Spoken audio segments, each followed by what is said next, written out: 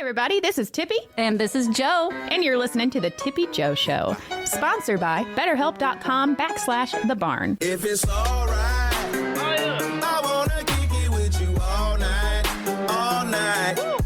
Have a good time. Ain't got to worry because it's all right, it's all right. All night, all night, all night, baby. Don't be shy, don't be shy, don't be shy, baby. All night and all. Hi, and welcome to the Tippy Jo Show. You got the Mox and Kyle here. Kyle, how's it going? Going pretty good, man. How are you today? Appreciate you helping me host with this one. We have a special guest online right now. We have Ben Morrison from the Brothers Comatose. Ben, how are you, man? I'm great. How are you guys doing? Doing really well. Are you in California now, or where are you at right now? I am in Santa Rosa, California, a little bit north of San Francisco. Is it starting to change the weather any? Is it getting a little bit chillier there or no? It is, man. It's like the first signs of fall just showed its face the other day, but it's also like crazy smoky. There's a huge fire just up near the Oregon border, and we're getting tons of smoke from it down here, which is pretty crazy because we're several hundred miles away. But that's just kind of how it goes these days, I guess. Yeah, you've been kind of seeing that. I think throughout this year is some of that carrying over to other cities, and I think we've all seen the one with New York. The before and after kind of picture, just a couple weeks apart. It's kind of crazy when that happens. Yeah, nuts, man, nuts. But otherwise, all is good up in here. Yeah, getting ready to hit the road, and we're excited to see you at the Old Rock House in St. Louis, Missouri, Friday, October 13th, so it'll probably be pretty fall by then, hopefully. Yeah. Doors are at 7, shows at 8, $20, $25 day of, all ages show. The Old Rock House, love that venue, love that you guys are playing there. Have you played there before? We haven't, and I didn't know it was all ages. I love that. That's cool, man. Yeah, absolutely. So bring your kids, bring the family. It's going to be a good time. Also with Pixie and the Party Grass Boys. Are you taking them out on tour with you? They're doing a handful of dates with us. Yeah, they're buddies of ours, and we've done a bunch of shows with them in the past. And so we're working our way eastward. I don't think we've done much west of Colorado with them. So it's going to be pretty exciting. Is that one of the things you get to enjoy about being the headliner? You get to kind of pick and choose who you want to take out and showcase other bands or friends' bands or whatever it might be? Oh, definitely. Yeah, I mean, it's just like, you're on the road for a good chunk of time. So, you want bands that you are stoked about listening to every night, but also like sharing a green room with too, and sharing your whiskey with and stuff like that. So, you want to pick good people. So one thing about that, I was kind of wondering, so I watch your YouTube channel a lot, and I see you do a lot of collabs, and then I know your album, Ear Snacks. Ear Snacks. Yeah. Ear Snacks is basically a collab album. So whenever you're out and you're doing these shows with other bands, is that when you find time to record some of your YouTube collabs, or how are you doing that? That's a good question. We kind of I guess we kind of squeeze it in whenever we can, we just because we're all sort of spread out. So we don't really get together as much as we would like to. So it's we kind of just try to get it done whenever we can, whenever we're together for shows or festivals or whatever. Like recently, we were up in Bellingham, Washington, and playing the same festival as this guy Raylan Baxter, who's awesome. And so we're like, I just hit him up, and it's like, we're going to be at the same festival. Do you want to do a collab video with us? And so it all just kind of worked out great. So. Yeah, we'll probably end up doing one maybe in St. Louis. Who knows? With Pixie and the Party Grass Boys. Oh, that's awesome, man. I love the collab stuff you guys are doing. I think it's so cool. I've been listening to Ear Snacks for like the last 2 days, and I love the Oogum Boogum that you guys do with, is it Tom Quell? Tom Quell, yeah.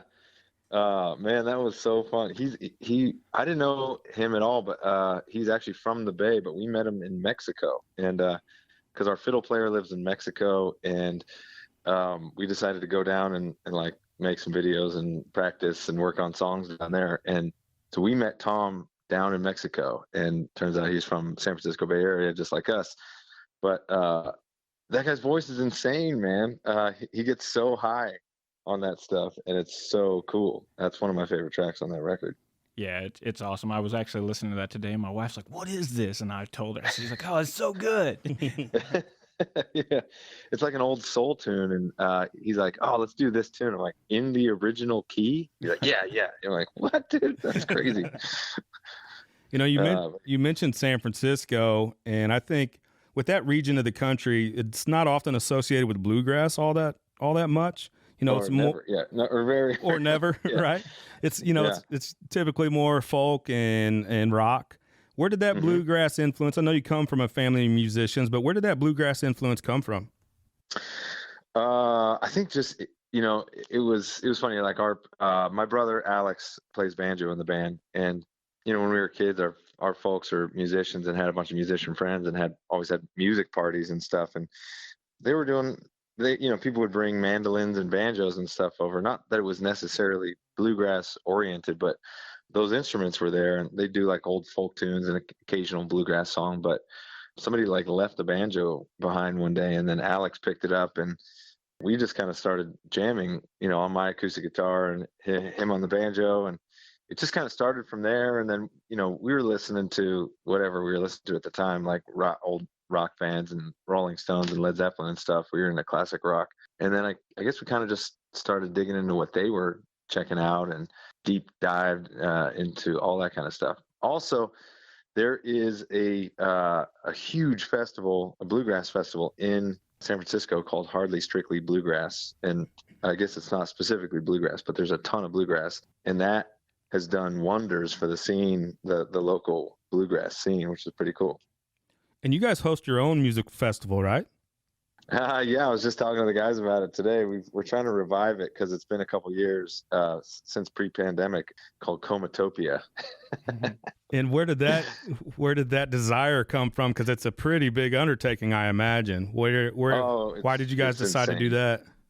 I don't know. I mean, we were just we had the opportunity. We did it kind of small. It was like just when we first started, it was just a few hundred people.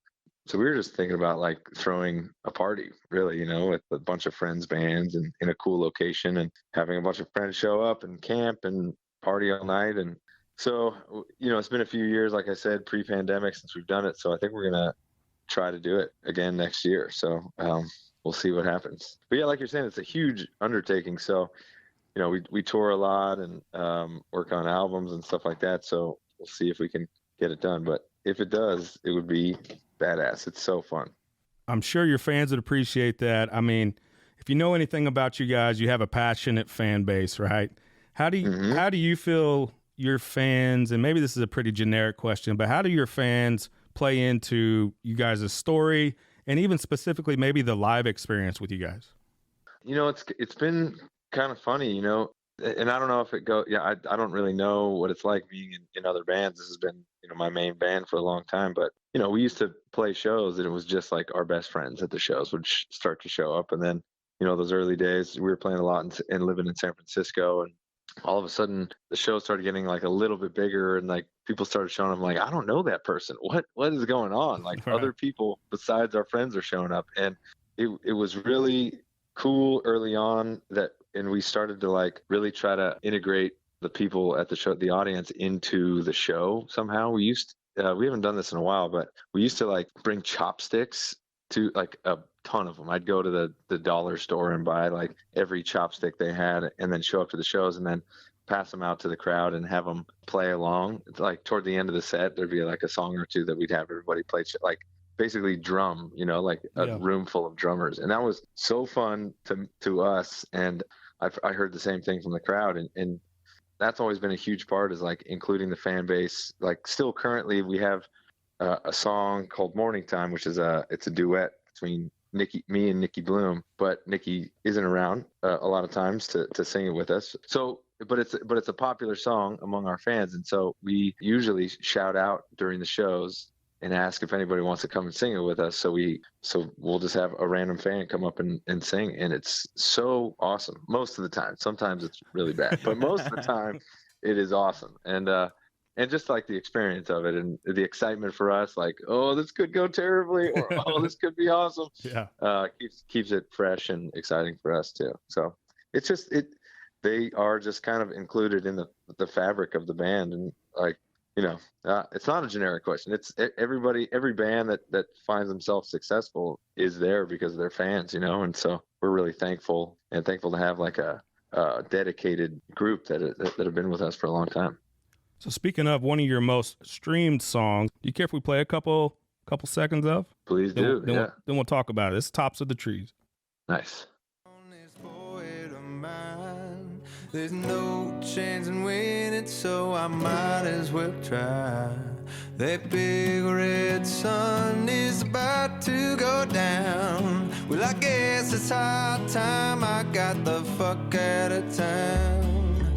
Need to find a place where I can rest and be kind. Got too much longer stuck behind my eyes. Need to find a place in the middle of beyond. Well, I tell you, little angel, you'll never know I'm gone. And there's the tops of the trees turn from golden to green, and the river sighs softly to her. Well, as the lights rolling in. I hate to cut it off at the chorus right there, but how much of that big chorus coming in from the verse is part of that song's popularity, do you think? It's probably a big part of it, I guess. I don't know. Why do you ask? It just comes in huge, I think. It's just very catchy, big. It's pretty different from the verse. Oh yeah, totally. Yeah, I don't know. It kind of, that's probably my favorite song that we do of ours. And I don't know. It just kind of rolls. I like the way it rolls into the chorus too. I don't know. I think, we just kind of hit some sort of magic when we came up with that one. So that song has, for your Kicking Up Dust album, that has a nice little section there towards the end that doesn't really... Where'd that come from? Oh, dude. That was... you're referring to the My Pony interlude? Yeah, exactly. Oh, my God. That was just ridiculous. One day... I think that song came on. I'm like, oh my God, these are like the same. It's sung over the same chords as our song "Tops of the Trees." I'm like, I wonder if I could just like throw that in there someday. And we were at a show. I think we were playing up in Lake Tahoe, and in the middle of the song, it like breaks, and then I start it, and then I just started singing it, and the band picked up on it right away, and they like started playing the chords underneath, and like even like the melody to it. I'm like, what is happening right now? But and people freaked out so much to the point where we just like we don't always do that song. We've kind of thrown in a few different songs, but that's definitely my favorite one because people get freaky as soon as we start doing it. Oh man, I love it. Like whenever I first heard it, I was like, what is, oh yeah, this is awesome. Well, nobody's expecting it either, right? From like a bluegrassy band, all of a sudden here comes a like genuine interlude. Yeah, ridiculous. What do you think about the state of bluegrass right now? And who do you think maybe are some of your contemporaries that are doing it right? There are so many good bands out there. All the way up to Billy Strings is crushing it right now. He's more in the like jamgrass world, but they're phenomenal players, and he's a great singer, and they are crushing it right now. To our friend AJ Lee, who we've done a video with. We did Harvest Moon with her, and her band is incredible, and they're doing great things, and they're touring all over. There's just it's amazing. You can find everything from super traditional, modern, current bands to people just bending it and doing all sorts of weird stuff with it, which we appreciate too, because we're not traditional by any means. And it's cool to see it expand, and you're going to get some pushback from the purists, of course. But music is meant to grow and move and morph and all that kind of stuff. That's what keeps it interesting and exciting. Absolutely. Where we're talking about you gaining all these fans with your newest single out October 5th, are we gonna lose some here with the statement that you're making about IPA and specifically titled the IPA song? Yeah. Oh man, that is funny. We are really splitting our crowd right now for sure. Alienating half of our potential audience, Real quick, my question is, how much IPA did you have to drink to decide I'm going to write a song about how much this sucks?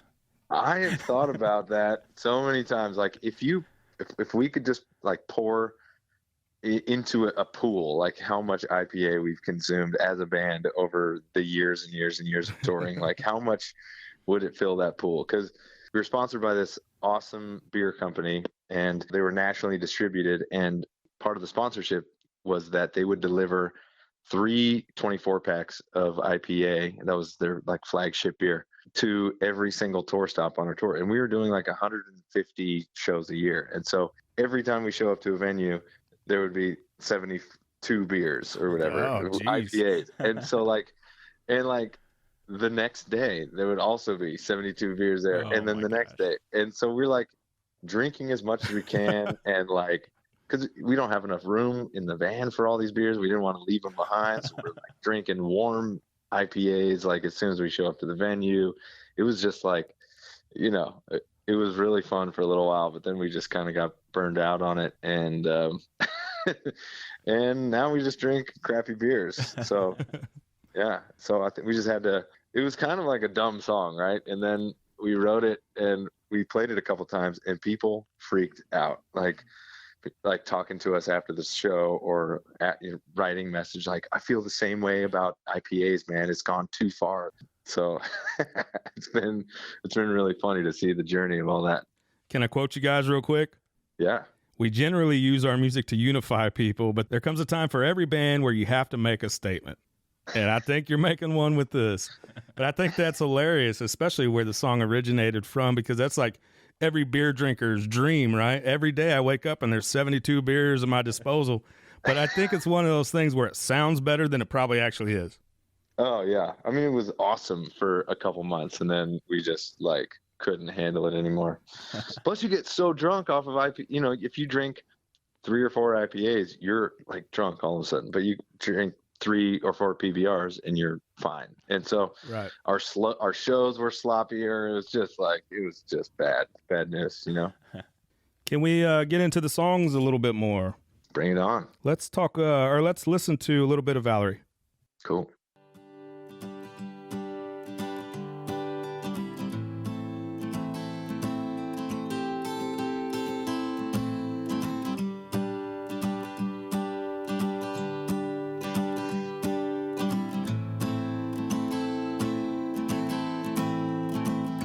Well, sometimes I go out by myself and I look across the water,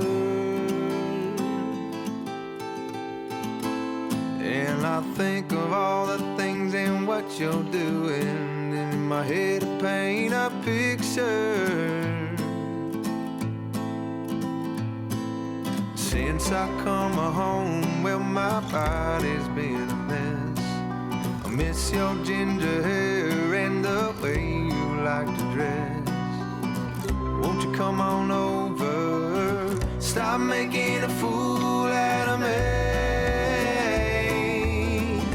And come on over, Valerie.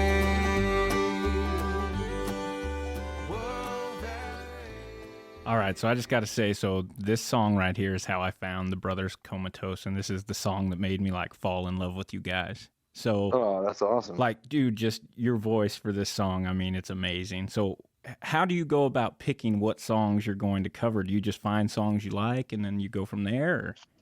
Yeah, I think that one was a funny one because I'd always been a fan, a huge Amy Winehouse fan, and it's actually not her song. That's a Zooton song, which is a British band, and she covered it and made it ultra famous. And I think I was always a fan of it, and I think just learned it, and then when she passed away, like we had a show that night, and I'm like, oh my God, we have to play this song. And then ever since we did it that one night, it was, I don't know, some sort of magic we were channeling through Amy Winehouse or something. And so it's just been a staple, kind of like a tribute, I guess, because I'm still such a huge fan to this day. So that one, I don't know, man, resonated in some deeper kind of way. But any kind of cover we usually do, it's usually one of the singers, like myself or my brother Alex, that picks it. It's got to hit us somehow, so we feel good about singing it. So that's how that one came about. Well, while we're on that subject, so there's another song I love that you guys cover. I haven't seen it on an album though, but I've seen it on your YouTube, and it's got an interesting video to it. So you guys did your elevator sessions, and you did Eleanor Rigby, and dude, oh my gosh, I love it so much. So what was those elevator sessions like?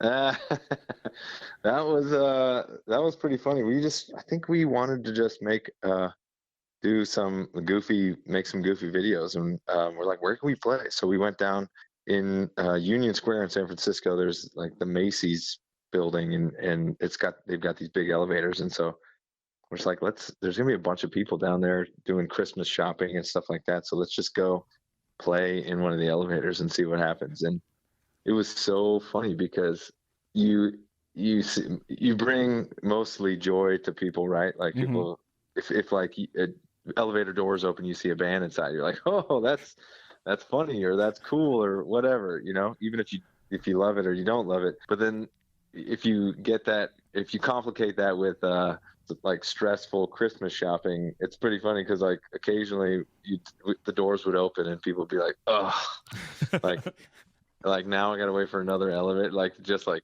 super disappointed, like which was hilarious to us, but most people loved it, so that was cool. I love it because you mentioned that, and there's actually one part of the video where the doors open and there's a woman there, and then they close, and then open, she's theirs again, and she just walks off. She's like, I'm done with this shit. I didn't realize that made it in the video. That's great. That is funny. Talking about covers, I want to play a little bit of my favorite cover that you guys do, if you don't mind. Please. What you got?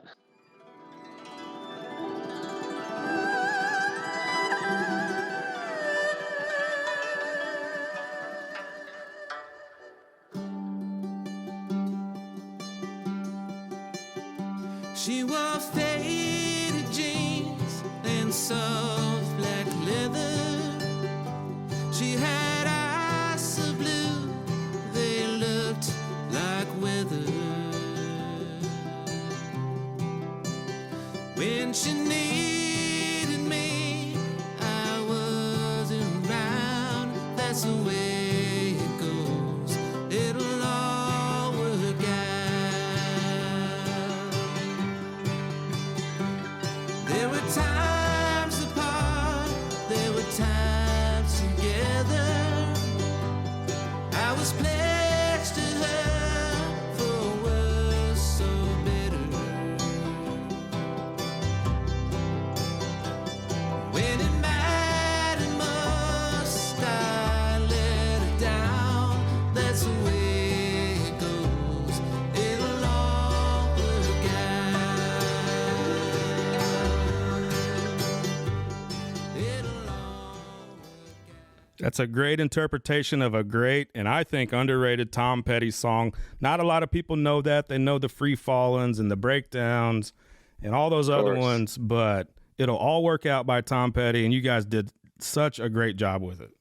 Oh, thanks, man. Yeah, that was Alex, my brother's pick, and we got our good friend Jay Bing to play Arhu, which is that it's very fiddle like. It's a Chinese instrument. It's like a 2-string Chinese gourd fiddle, I guess is the only way I can kind of describe it. But yeah, she was a huge part of that and makes it's like haunting and really cool. Do you agree that that's an underrated Tom Petty song? I think that's not, probably doesn't show up on the greatest hits, but the people that know that song love that song. Totally. That's on, I think it's on Wildflowers. Is that what, is that the album? I actually don't know. I think it first came across my radar on the Elizabethtown, the movie from the mid-2000s, I think. Soundtrack maybe with Cameron Crowe. You know, when he picks his soundtracks, it's always great anyway. But Nice. that's the first time I remember hearing it.